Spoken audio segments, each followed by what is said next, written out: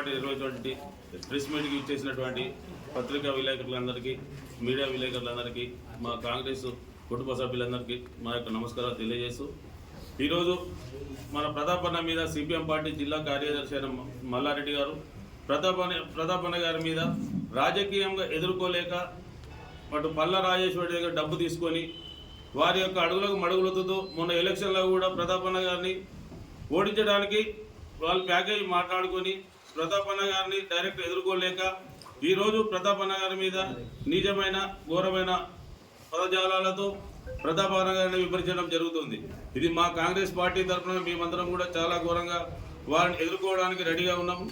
కార్యదర్శి ఆమ్దాల మల్లారెడ్డి గారు కొమ్ముది ప్రతాప్ రెడ్డి గారి పైన అనుచిత వ్యాఖ్యలు చేయడం అది సరికాదు. ఎందుకంటే మేము మా ప్రభుత్వం వచ్చి ఇంకొక 20 రోజులు నెల కూడా నిండలేదు, నెల నిండని పసిగుడ్డులాగా మా ప్రభుత్వం ఉన్నది. మరి గతంలో కూడా ఇదే ప్రతాపన్న ఇంటికి మరి మల్లారెడ్డి గారు చాలాసార్లు వచ్చి వెళ్ళడం జరిగింది. మరి వెళ్ళినప్పుడు సందర్భంలో మరి గతంలో టీఆర్ఎస్ ప్రభుత్వం ఉన్నప్పుడు మనందరం కూడా సమిష్టిగా పోరాటాలు చేసి మరి సమిష్టిగా ఇప్పుడు 33 మంది మీద మరి మద్దతు కేసులలో ఎదుర్కొని అందరం ఐక్యంగా ఒక జేఏసీగా ఏర్పడి మరి లేని సమస్య ఈరోజు మరి వారికి ఎందుకు జ్ఞాపకం వచ్చిందో వారికి విజ్ఞతగా మేము వదిలేస్తూ ఉన్నాం. ఆరోపణలు చేసే ముందు కూడా మరి అది వాస్తవమా కాదా అవాస్తవం అనేది కూడా మరి వాళ్ళు తెలుసుకోకుండా మరి ఇష్టం వచ్చిన రీతిలో మాట్లాడడం అది పద్ధతి కాదు. ఒక శాంతియుత మార్గంలో చర్యల్లో మరి ఎలాంటి పార్టీల పరంగా ఎలాంటి మరి వ్యక్తిగత ద్వేషాలు లేకుండా మరి ఇక్కడ ఒక ప్రశాంత వాతావరణంలో మనం రాజకీయాలు చేస్తూ ఉన్నాం. ఎవరి పార్టీ వాళ్ళు రాజకీయాలు చేస్తూ ఉన్నారు. వారి యొక్క ఉద్దేశం ఏంటంటే మొన్న జరిగిన అసెంబ్లీ ఎన్నికల ముందు మరి సిపిఎం పార్టీ నుండి మరి కొంతమంది సర్పంచ్లు కానీ కలెక్టర్ కానీ మరి వీళ్ళు చేరడం జరిగింది. ఆ ఉద్దేశాన్ని మనసులో పెట్టుకొని మరి లేని ఆరోపణలు, బిల్డింగ్ దీని మీద ఆరోపణలు చేయడం, దానికి ఐబీ అధికారులు ఉన్నారు, మున్సిపల్ అధికారులు ఉన్నారు. మరి ఏదైనా ఉంటే వాళ్ళు కంప్లైంట్ చేసుకోండి, ఏదైనా తప్పు చేసి ఉంటే వాళ్ళు చర్యలు తీసుకుంటారు. కానీ పార్టీల పరంగా ఈరోజు మరి ఇంటికి వచ్చి చాలాసార్లు ఇక్కడ మాట్లాడిపోయిన సందర్భాలు కూడా ఉన్నాయి. కనుక మేము ఏంటంటే ఒకటే చెప్తా ఉన్నాం, మనం అందరం శాంతియుతంగా ఉన్నాం. అనవసరంగా లేనిపోని ఆరోపణలు చేసి, పనికిరాని ఆరోపణలు చేసి మరి మీ పార్టీని మీరే తక్కువ వేసుకునే సందర్భం చేసుకుంటే మాత్రం అది పద్ధతి కాదని చెప్పేసి ఈ సందర్భంగా మరి మేము మీకు తెలియజేస్తా ఉన్నాం. ఒకటి, ప్రతాప్ రెడ్డి గారి మీద సిపిఎం పార్టీ జిల్లా కార్యదర్శి పెట్టిన విమర్శల కోసం మేము ఇవాళ ప్రెస్ మీట్ కూడా పెట్టడం కూడా జరుగుతూ ఉంది. ఎందుకంటే ఆ రోజు నుంచి తెలంగాణ గవర్నమెంట్ వచ్చిన కాడి నుంచి పేద ప్రజలకు న్యాయం జరగట్లేదు అనే ఆలోచనతోటి ఒక్కరికి కూడా పేద ప్రజలకు డబుల్ బెడ్రూమ్ ఇండ్లు కావచ్చు, దళిత బంధు కావచ్చు, రకరకాల స్కీములు ఏదైతే తెలంగాణ గవర్నమెంట్లో పెట్టిందో అవి పేద ప్రజలకు అందలేదు. అదొక భాగం అయితే, ఒకటి నేను సిపిఎం నుంచి రావడం, కాంగ్రెస్లకు రావడం కూడా నాకు కొన్ని విధానాలు నచ్చకొచ్చాను నేను. ఎందుకంటే మాకు టీఆర్ఎస్ మోసం చేసింది పార్టీకి, సిపిఎంకు కాంగ్రెస్ మోసం చేసింది. రెండు మోసం చేసినాయి కాబట్టి ఎవరికి మనం ఓటు వేయొద్దు, మనం వెళ్ళేవాడు మనం గెలిపించుకోవాలని వాదన చేసి నేను ఎవరికి చేయొద్దు. కాకపోతే ఇండిపెండెంట్ ఏదో మనం ఉన్న కాడ పోరాటం చేసి గెలిపించుకుందాం. మనం ఉన్నదే పేద ప్రజల కోసం. మన టీఆర్ఎస్ ఏం చేయాలి, మున్గోడు ఎన్నికల కానించి మళ్ళా ఉపయోగించుకొని లాస్ట్లో మళ్ళా పక్కకు జరిపిన పరిస్థితి, అటు తర్వాత కాంగ్రెస్ జరిపిన పరిస్థితి మా అందరికి కూడా తెలిసిన విషయం. నేను చెప్పింది ఒకటి, మా ఆఫీస్కు టీఆర్ఎస్ నాయకులు కడియం సిరియార్ వచ్చిన రోజే లొల్లి చేసిన నేను జనగాంలో. కరెక్ట్ కాదు మన లైను అనేది. అదేవిధంగా సిద్దిపేటలో జరిగిన మీటింగ్లో కూడా వాదన చేసిన, ఇది కరెక్ట్ లైన్ కాదు, నాకు ఇష్టం లేదు, టీఆర్ఎస్కి చేయడం ఇష్టం లేదు. నేను నాకు ఇష్టం ఉన్న వాళ్ళకే నేను మద్దతు ఇస్తా, నా ఇష్టం ఉన్న వాళ్ళకే చేస్తా నేను.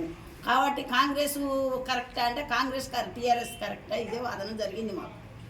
నేను వెళ్ళి పక్కకు రావడం కూడా జరిగింది. వచ్చినాక నన్ను ఏదో కొమ్మూరు ప్రతాప్ రెడ్డి రమ్మని లేదు, కాంగ్రెస్ వాళ్ళు రమ్మని లేదు, ఎవరు రమ్మని లేదు. నేను స్థానికుడు గెలవాలి.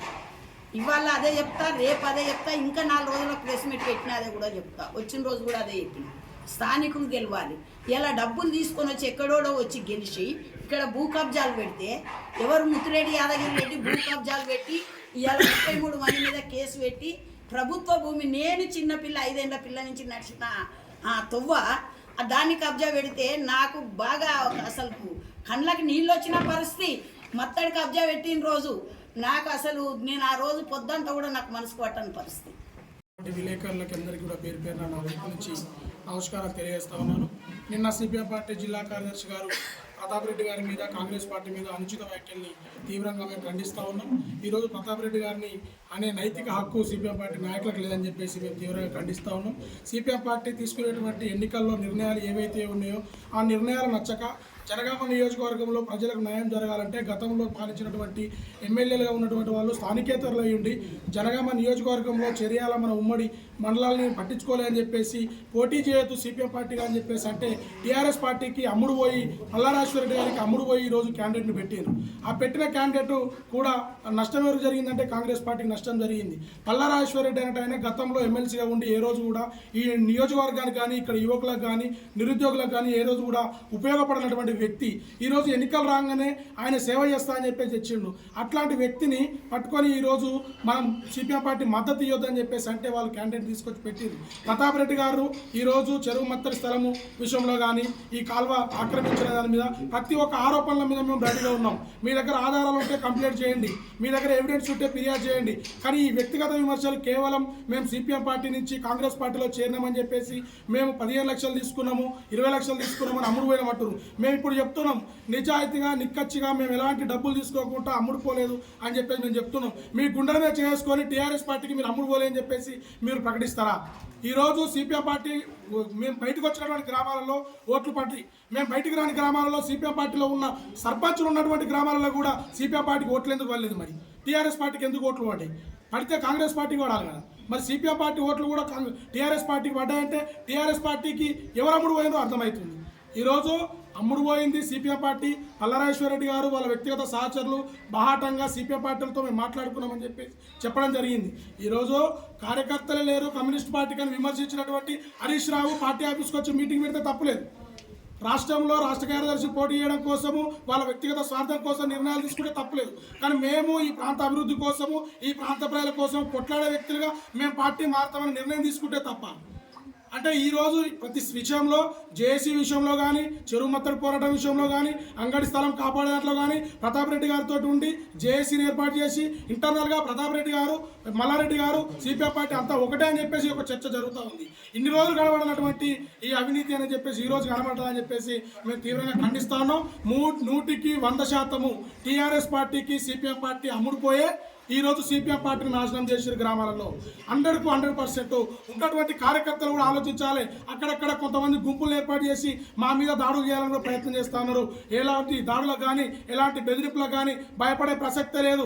ఏది ఏమైనా సరే ఈ ప్రాంత అభివృద్ధి కోసం ఈ ప్రాంతంలో ఉన్నటువంటి ప్రజల కోసం పనిచేయడం కోసం నిర్ణయించుకొని కమ్యూనిస్ట్ పార్టీలో ఉన్నాము. అక్కడ న్యాయం జరగట్లేదు. అక్కడ ఎంతసేపు పోరాటం చేసినా మళ్ళీ చివరికి అమ్ముడు పోతున్నారని చెప్పేసి మేము నిర్ణయం తీసుకున్నాం. మా నిర్ణయం మీకు నచ్చినా నచ్చకున్నా మేము పోరాటంలో ఉంటాము.